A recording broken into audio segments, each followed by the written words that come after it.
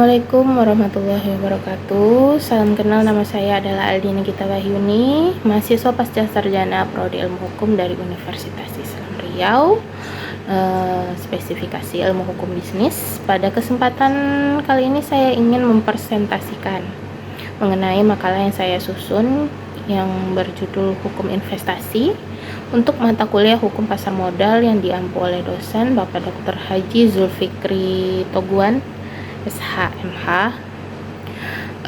Maka dari itu saya mulai saja.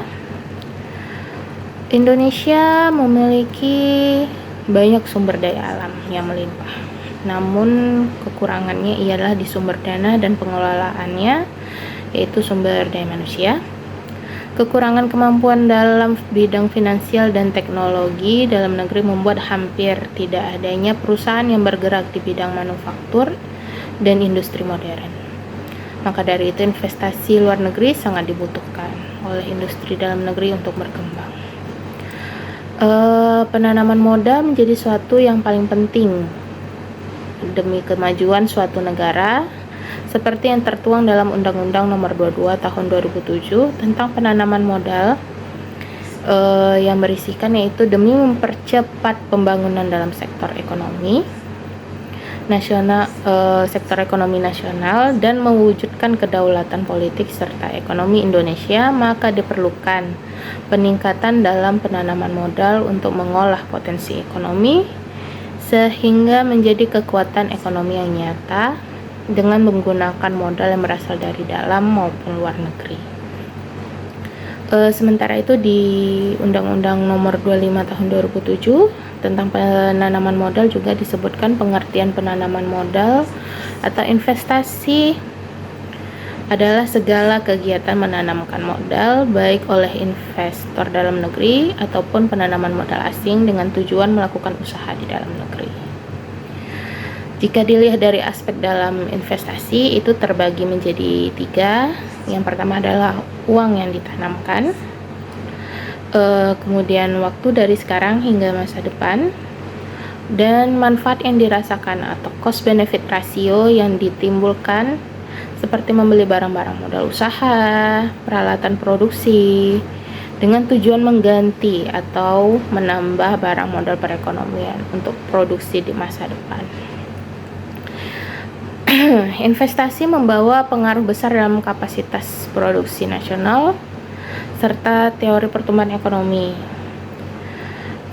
Beberapa yang mempengaruhi investasi ini antara lain seperti nilai tukar, tingkat investasi dalam negeri, tingkat inflasi, suku bunga, pengeluaran pemerintah, dan infrastruktur yang disediakan. Investasi asing itu sendiri biasanya melakukan dengan berbagai cara.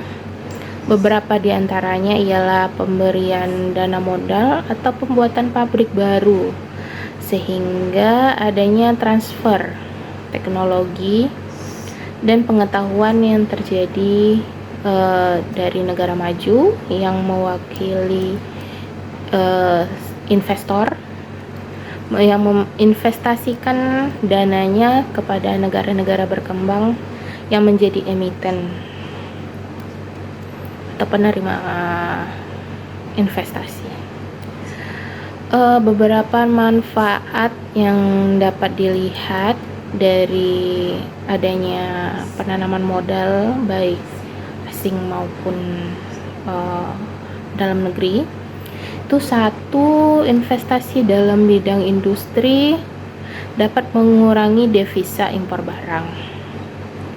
Yang kedua, penanaman modal asing atau PMA dapat menambah pendapatan negara melalui pajak atau royalti dari perusahaan asing tersebut.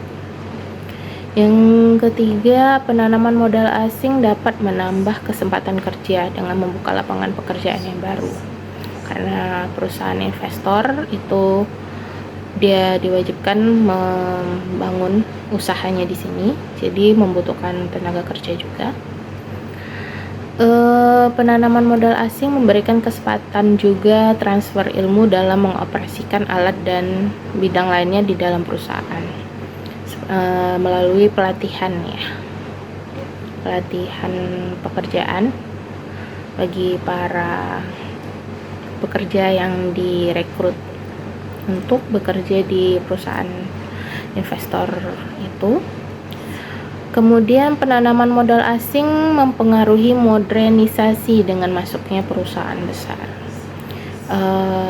Daerah di sekitar perusahaan itu juga pasti akan membawa pengaruh budaya bagi masyarakat sekitar dan juga bagi para pekerja yang ada di dalam ya. Kemudian penanaman modal asing ini memperbanyak arus barang ke dalam negeri sehingga menambah elastisitas penawaran. Karena banyaknya barang yang masuk, jadi kita juga bersaing ya. Penanaman modal asing mampu meningkatkan keunggulan yang berhubungan dengan penanaman modal asing. Juga penanaman modal asing mampu mengintegrasi pembangunan nasional. Karena adanya dana yang dikucurkan tadi, sehingga pembangunan jadi tetap berjalan. Hukum investasi dalam peraturan perundang-undangan Indonesia dia dapat diambil dari kesimpulan pendapat para ahli. Salah satunya ialah Ida Bagus Yuasaputra dan kawan-kawan yang menyatakan jika hukum investasi itu adalah sekumpulan norma hukum mengenai kemungkinan dapat atau tidaknya dilakukan investasi. Dengan syarat-syarat melakukan investasi itu, perlindungan hukumnya, dan yang paling penting adalah mengarahkan untuk mensejahterakan masyarakat. Maka dapat diambil hukum investasi itu mengkaji tentang penanaman modal, tentang syarat-syarat yang dilakukan investasi, perlindungan investasi kepada investor dan juga produk dalam negeri, dan juga kesejahteraan bagi masyarakat. Kemudian objek hukum investasi itu terdiri dari dua macam, yaitu objek hukum yang secara material dan juga ada yang secara formil. Secara material, objek hukum investasi itu adalah manusia dan investasi itu sendiri atau dananya. Sedangkan objek hukum formil dari hukum investasi adalah itu satu, hubungan antara investor dengan penerima modal, investor dan emitennya. Yang kedua ialah bidang-bidang usaha yang terbuka untuk investasi, baik usaha dalam negeri. Kemudian prosedur dan syarat-syarat dalam melakukan investasi suatu negara. Tidak hanya itu, dalam Undang-Undang Nomor 25 Tahun 2007 tentang pasar modal itu tercantum azas-azas dari hukum investasi yang tercantum di pasal 3 ayat 1 Undang-Undang Nomor 25 Tahun 2007. Azas-azas tersebut ialah satu, azas kepastian hukum. Yang kedua adalah azas keterbukaan.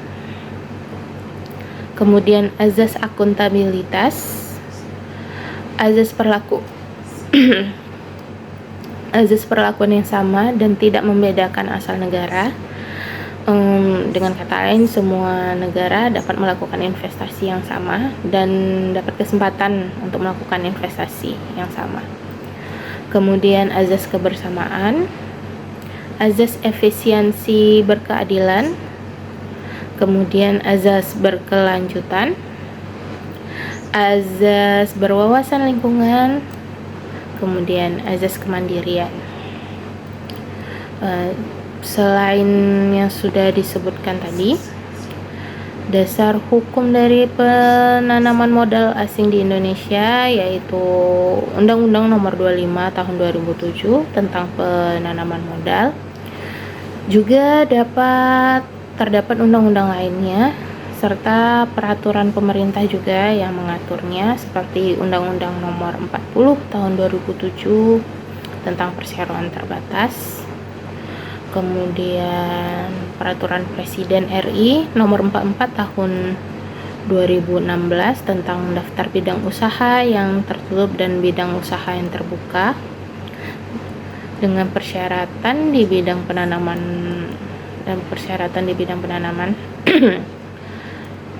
peraturan kepada Badan Koordinasi Penanaman Modal Republik Indonesia nomor 14 tahun 2015 tentang pedoman dan tata cara izin prinsip atau IP penanaman modal. Kemudian peraturan Kepala Badan Koordinasi Penanaman Modal nomor 6 tahun 2018 tentang pedoman dan tata cara perizinan dan fasilitas penanaman modal. Demikianlah yang dapat saya sampaikan, lebih dan kurang saya mohon maaf. Wabillahi taufiq wa hidayah. Wassalamualaikum warahmatullahi wabarakatuh.